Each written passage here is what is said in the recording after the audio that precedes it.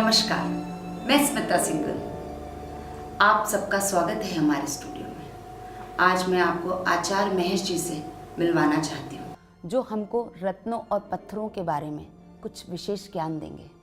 नमस्कार गुरुजी। आचार्य जी, रत्नों और पत्थरों का हमारे ग्रह नक्षत्रों से क्या संबंध है और इनका प्रभाव हमारे जीवन पे कैसे पड़ता है? ईसा से 2800 वर्ष पहले रत्नों का और पत्थरों का उल्लेख मिलता है ऋग्वेद के अनुसार। मैं 9 ग्रह से संबंधित 9 रत्नों का जिक्र करूंगा। सबसे पहले सूर्य का मैं जिक्र करूंगा कि सूर्य से संबंधित जैसे माणिक इसका रत्न होता है और इसकी अवधि 4 साल की होती है। यदि सूर्य कमज़ोर पड़ जाता है तो उसकी गुणवत्ता बढ़ाने के लिए माणिक पहनाया जाता है जातक को, जिसकी वजह से उसमें कॉन्फिडेंस मेंटेन होता है। कई बार आदमी की फीलिंग्स इतनी जहरीली हो जाती है आत्मिक रूप से। इन सब नकारात्मक ऊर्जाओं को दूर करने के लिए यदि हम सूर्य की चिकित्सा करना चाहते हैं या सूर्य की सर्जरी करना चाहते हैं तो हमें माणिक रत्न धारण करना चाहिए। यदि सूर्य 6, 8, 12 भाव में है तो हमें रत्न की बजाय उसको रुद्राक्ष धारण करके शांत कर लेना चाहिए। दूसरा मैं जिक्र करूँगा चंद्रमा से रिलेटेड। मोती एक जैविक रत्न होता है। इसकी अवधि 2 वर्ष 1 मास 27 दिन की होती है। चंद्रमा खूबसूरती का कारक है, जो सुंदरता का भी कारक है, और जो नज़र लगती है उससे संबंधित भी काला मोती धारण किया जाता है। ब्रेन से संबंधित जितनी भी समस्या दुनिया में है वो सब चंद्रमा से रिलेटेड हैं, और जितनी भी कोल्ड डिजीज हैं वो भी चंद्रमा से रिलेटेड हैं। आप जितने भी दुनिया के पागल खाने देखेंगे उनमें पूर्णिमा के आते आते दुनिया के पागल खानों में भीड़ बढ़ जाती है और अमावस्या के आते आते पूरी दुनिया में भीड़ कम हो जाती है। दुनिया में जितने भी सुसाइड केसेज होते हैं वो पूर्णिमा से 1-2 दिन पहले या पूर्णिमा के दिन होते हैं। ये सब चीज़ों के वैज्ञानिक आंकड़े हैं। और मोती यदि धारण कर लेते हैं तो हमें काफ़ी हद तक मानसिक बीमारियों से और कफ की समस्याओं से ये निजात दिलाता है। तीसरा मैं जिक्र करूँगा कि दुनिया में जितने भी डिफेंस के ऑफिसर या आर्मी के बड़े जनरल मिलेंगे या बहुत बड़े डॉक्टर मिलेंगे, उन सब के जीवन में मंगल का प्रभाव होता है। जो बहुत बड़े योद्धा होते हैं या फिर जितने भी कुंडलियों में आपने देखे होंगे कि मांगलिक दोष एक बहुत बड़ी समस्या है जो हमारे दाम्पत्य जीवन को प्रभावित करती है। मूंगा स्त्री के अंदर मंगल जो है वो प्रजनन क्षमता को बढ़ाता है, और जिस स्त्री का मंगल कमज़ोर पड़ जाता है वो किसी भी नेचुरल डिलीवरी करने में असक्षम हो जाती है। उस वैसी अवस्था में मंगल के प्रभाव को बढ़ाने के लिए मूंगा धारण किया जाता है। चौथा ग्रह है बुध, जिसका प्रतिनिधित्व करता है पन्ना। जितनी भी वाणी से संबंधित प्रॉब्लम दुनिया में है, हमारी थायराइड और पैराथायराइड ग्लैंड्स, या जितने भी डायाफ्राम के हमारे छोटे छोटे स्पंज कोष्ठक हैं जो कि कई बार ब्लॉक होने की वजह से आजकल के ज़माने में बहुत बड़ी समस्या बनी हुई है, और जितने भी हार्ट के ब्लॉकेज होते हैं या जितनी भी सांस की बीमारियां दुनिया में हैं, वो उन सब लोगों की कुंडली में बुध कमज़ोर मिलेगा, और उसको मजबूत करने के लिए पन्ना धारण किया जाता है। इसके बाद मैं जिक्र करना चाहूँगा कि जुपिटर एक ऐसा ग्रह है जो कुंडली में सबसे महत्वपूर्ण रोल अदा करता है, जो विद्या और बुद्धि का कारक है।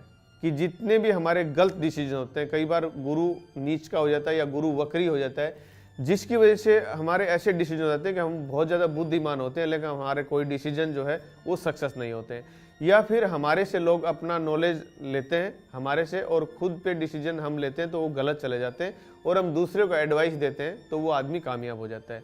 तो गुरु के कुप्रभाव को दूर करने के लिए पुखराज धारण करना चाहिए। इसके बाद मैं बताऊंगा कि सबसे महत्वपूर्ण और सबसे बेशकीमती पत्थर दुनिया का हीरा, जिसका प्रतिनिधित्व करता है शुक्र। इसकी अवधि 7 वर्ष बताई है शास्त्रों में। हीरा दुनिया का सबसे बेशकीमती पत्थर है और ये शुक्र ग्रह से रिलेटेड है। जितने भी बॉडी के अंदर जैविक हार्मोन्स हैं और जितनी भी हमारी हड्डियों की कमजोरी दुनिया में, हीरा कैंसर तक की बीमारियों में काम करता है। पहले राजा महाराजा और जितने भी अमीर लोग थे वो हीरे की भस्म प्रयोग करते थे वो बॉडी में शुक्र को मात्रा बढ़ाने के लिए। आपने गीता के एक श्लोक का जिक्र करूंगा जिसमें कृष्ण भगवान ने जिक्र किया कि मैं पुरुषों में शुक्र हूँ। जितने भी हमारे बॉडी के हार्मोन्स हैं यानी शुक्राणु हैं वो सब शुक्र से रिलेटेड है, और यदि ये कमज़ोर पड़ जाते हैं तो आदमी कई बार जवान अवस्था में भी बूढ़ा लगने लगता है और उसकी जीवन की उमंग खत्म हो जाती है। जितनी हमारी लग्जरियस लाइफ है, जितने भी भौतिक सुख है वो शुक्र से संबंधित है, और हीरा इसका कारक है। इसके बाद मैं जिक्र करूँगा नीलम, जो शनि से रिलेटेड है। नीलम एक बेशकीमती पत्थर है और इसके जो रिजल्ट हैं वो असाधारण भी हैं।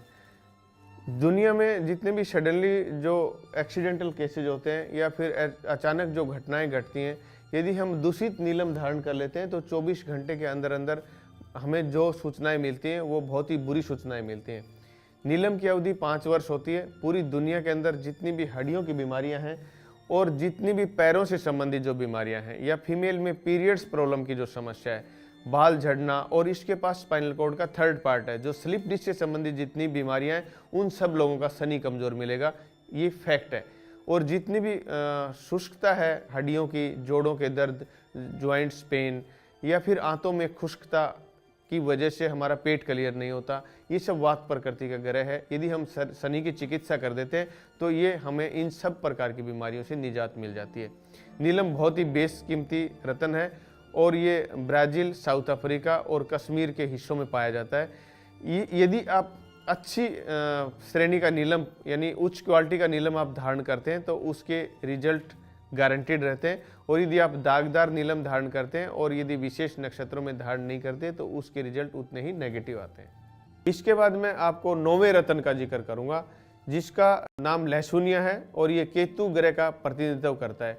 जितनी भी नेगेटिव थॉट्स हमारे मन में हैं, या आपने देखा होगा कि जर्मनी में और फ्रांस के अंदर घरों के आगे लहसुनिया का एक रत्न लगा दिया जाता है कि जिसकी वजह से नेगेटिव जितने भी एनर्जीज हैं वो हमारे घरों में प्रवेश नहीं करती।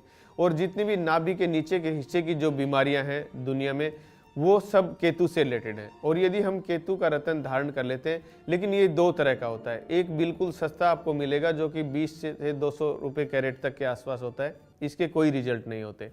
और एक लहसुनिया आप स्टार्ट करेंगे 5 से 6 हज़ार रुपये कैरेट के आसपास से शुरू होता है और ये 20 से 25 हज़ार रुपये कैरेट तक आपको मिलता है, जिसके अंदर पूर्ण गुणवत्ता पाई जाती है और जिसके रिजल्ट भी 100% आपको मिलते हैं।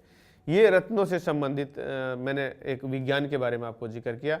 आचार्य जी, हमको कोई ऐसी ऐतिहासिक हस्ती के बारे में बताइए जिनको रत्नों से सेहतमंद किया गया हो। इंग्लैंड की महारानी एलिजाबेथ को सर थॉमस ने एक मोती खरीदा था जिसकी कीमत उस जमाने में 15,000 पाउंड थी। उस मोती को पीसकर उन्होंने शराब में मिलाकर महारानी को पिलाया, जिससे वो पूरी तरह से सेहतमंद हो गई थी। वो उन दिनों बहुत ज़्यादा मानसिक रोगों से गुजर रही थी और एक असाध्य बीमारी का रूप उन्होंने धारण कर लिया था। ये एक ऐतिहासिक प्रमाण है।